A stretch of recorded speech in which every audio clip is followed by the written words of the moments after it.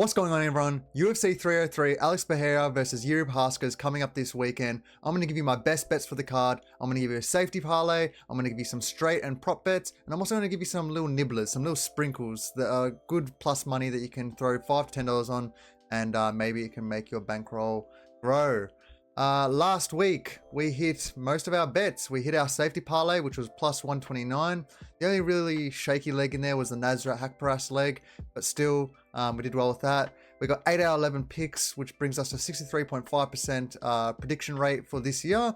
And our straights killed it. You know, we got 3 out of 4. We didn't hit the Whitaker one, but we did get the Whitaker pick right. And then our nibbles, we got Ozdemir KO. And then the other ones weren't really close. D-Rod lost comfortably, but I still picked Gaslam, which was still good. And then, like I said, Whitaker won in round 1, which who would have thought that? But still very good. And Volkov sub was just never going to hit because Volkov didn't want to take it to the ground and was dominating on the feet. So I think we should just go straight into this week's because a short video is a good one. So for our safety parlay, it's UFC 303. It was supposed to be the Conor McGregor card. I'm going to give you 2 safety parlays. One's plus money, one's a little bit negative, but still I think both hit quite well. So the first one, Pyfer moneyline, Ortega Lopez fight doesn't go decision, and Alex and Jiri fight doesn't go decision for plus 156, which is solid value. So for Pyfer, I mean, I spoke about it in my breakdown. I mean, I think he just wins this fight quite easily. I picked Hermanson to beat Pyfer in his last 5-round main event, sorry, because of two things. I picked it because of the cardio concerns, because it was a 5-round, and I picked it because of the calf kicks. This fight's not a 5-round fight, and Andre Barrio doesn't throw calf kicks as much as he should. I think Pyfer is actually going to finish Barrio, which will lead us into our straight bets coming up. And I just think he has the power advantage. I think he definitely has the grappling advantage and the wrestling advantage.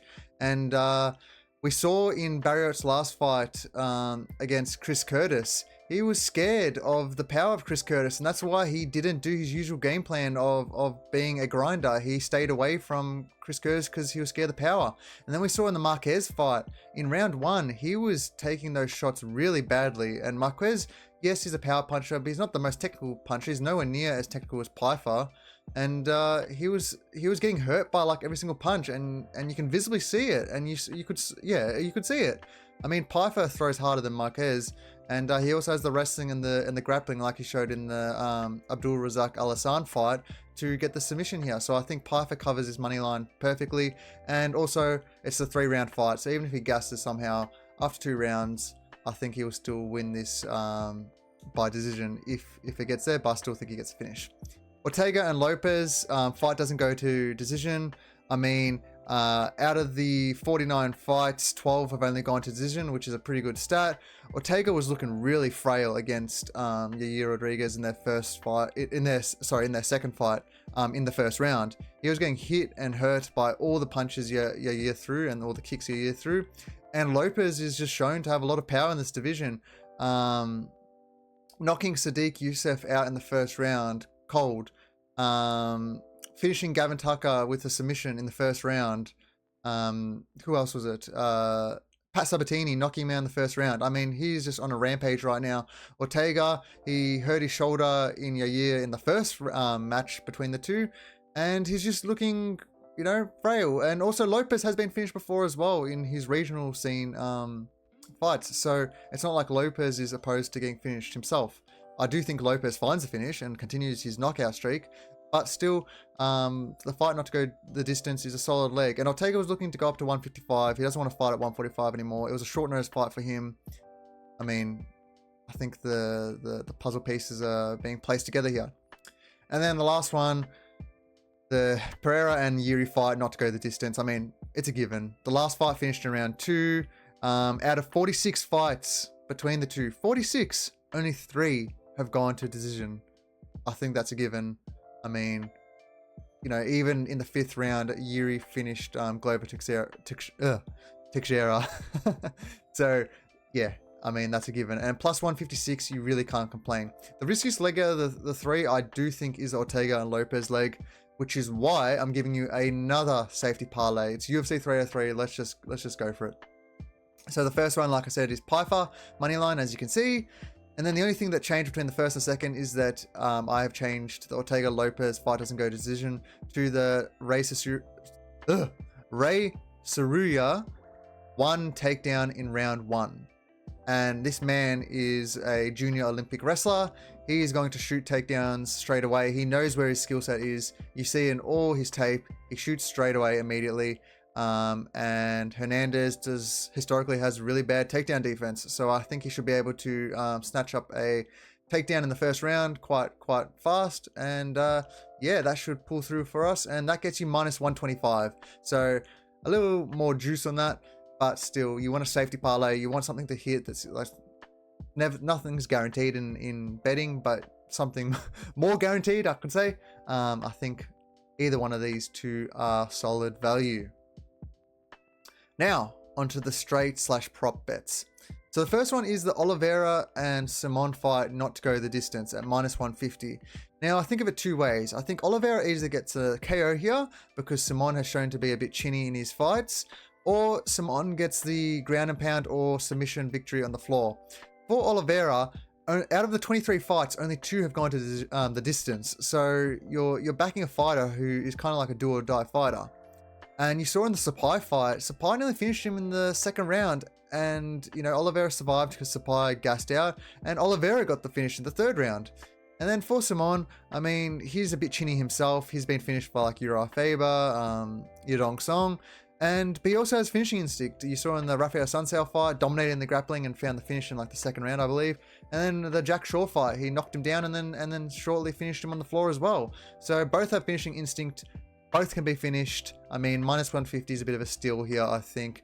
The only concern would be Simon just grinding it out because his career's on the line, grinding it out to a decision.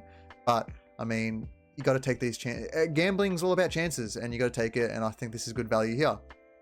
Now, Talbot, round 2 or 3, plus 120. So that means he gets a finish in round 2 or 3. It can be a KO or submission, doesn't matter. I mean, he's never finished a fight in the first round. So why are you going to bet on him to finish a fight in like this fight in the first round? It's not like Gamori is shown to have bad, you know, is fragile or anything like that. He's only been finished once, Gamori, and that was in the third round against Gomis for a nut shot, a cup shot. It wasn't actually a like a proper KO or anything like that. I mean, I do think Talbot finds the finish here, but I think he takes a bit of time to get into the flow and into the rhythm of the fight. Even in his last fight against Cameron Simon, he hurt Simon in the first round, but he's a chill guy, a chill dude. He'll relax, he'll take his time, and he'll find the correct finish. He's not going to rush anything, and I feel like rounds 2 or 3 is a pretty good prop here, taking like a minus 1600 favorite to plus money. I mean, you can't go wrong. The other one I would go through is round 3 or decision for Talbot, because this possibly could go the distance. You know, like I said, Gamori's only been finished once, and that was in the third round by a cup shot. So historically hasn't shown to be that fragile of a fighter. But I think round 2 or 3 is what hits. I think Talbot finds that KO or submission in the second or third round, and you get plus money for it, which is beautiful. Now, the third one, I said it before in my safety parlay, I'm all over Piper this weekend, and I think he actually gets a KO sub here, and at plus money, I'm going to take it. I mean, like I said before, Barrios was looking fragile against Marquez in the first round. He was getting like stunned by everything. He was like turning his back towards the punches that Marquez was throwing in the first round. And lucky for him, Marquez gassed, and Barrios did what he always does, and that was grind out and actually finish Barrios, which was a pretty good victory for him. I mean, even in the Chris Curtis fight, you saw, I think as age is going on, he's starting to get a bit more scared of of his chin and of the power coming from his opponents. And yeah, like he was just afraid to engage with Chris Curtis and stuck to like throwing teep kicks and just long range distance strikes to try and scrape away decision victory, which he fortunately didn't get. I don't know how that was a split decision. That was Chris Curtis all day of the week. And then out of Piper's 12 fights, you know how many have been finished? 11. He's only gone to the distance once. So, I mean, taking him by KO sub, like I said, I think he can even dominate on the ground here. It's not like he has to rely on the KO. He submitted Al-Hassan, and Fluffy dominated Barrios on the ground. And yeah, Fluffy is a very good fighter. He's making a huge run here, but still, he got dominated in the wrestling and then got finished by Fluffy in the third round. So yeah, I think Pyfer can finish him by KO or by submission here, and plus 115 is a real nice plus money bet for a pretty significant favorite. Now, Smith and Dolidze fight starts round 3. We got a nice fight starts round 3 in our last betting card. Who was it? There was the Lima and Naimov fight, and it actually ended up finishing in round 3, which was just perfect. But yeah, fight starts round 3. Now, mate, I know what you're thinking. Smith's a bit fragile. Yeah, he is. But you got to look at it, you know, historically. Khalil couldn't finish Smith until round 3.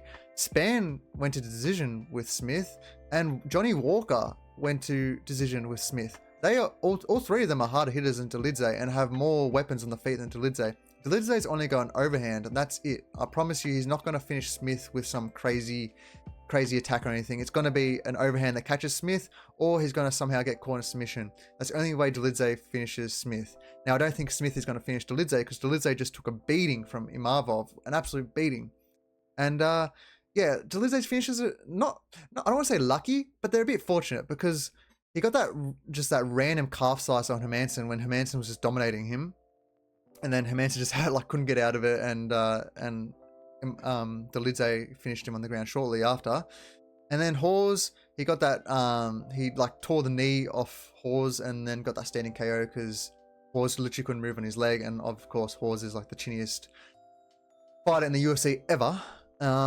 So yeah, I don't think Smith is as fragile as like I said, Hawes, and I don't think he was going to find himself in that predicament on the floor like Hermanson, which was a bit fortunate for Dolidze to get that position. I do think Smith is actually going to win this one by decision, and I just think if Smith wins, it's going to be a jab and calf kick his way to victory, or like clinch against the cage. And I think Dolidze might even try and clinch against the cage himself because he has shown that to do that in fights. And as he gets more tired, he kind of relies on just holding on to win a decision. So yeah, I think 5 stars round 3 and minus 133 is wild value because I feel like the only finishing upside in this is Dolidze finding the finish. I don't think Smith is going to find a finish at all. So yeah, you're kind of backing Dolidze to find the finish if you are expecting it not to start round 3. And now, the Nibblers, the little sprinkles. We only hit one of these last week, but like I said, oh, sorry about that. You probably had a loud noise in the mic there. But we only hit one of these last week. But like I said, these are only things that you throw $5, $10 on. They're what you just have fun with. And I think we got the Ozdemir KO last week, and this week we got a bit more variance in this one because we relied 2 on them being the Whitaker to finish around 4 or 5, which I still think were awesome value. And but yeah, Whitaker was just too damn good. But so first one, I said medium confidence for Ricky Simon to win this fight. But guys, Oliveira's only chance to win this is by KO, and at plus 325, why wouldn't you take that? Why wouldn't you take his only method of victory, which is a solid avenue for him to win?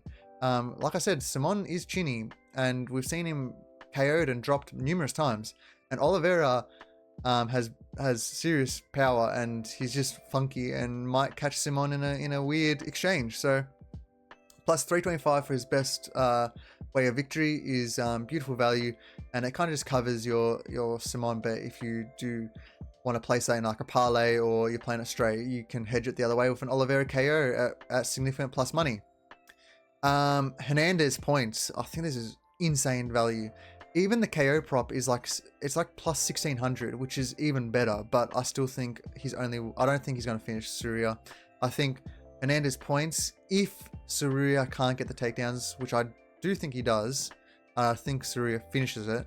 But a pick is not a bet, and if you're going to bet the underdog, why not take him by points at plus 800? You go from like a plus 300 dog to a plus 800, which is most likely his only avenue of victory. I think if he can stuff the takedowns and kind of just beat Surya up in the feet, because judges don't really like the grappling anymore, they like the damage.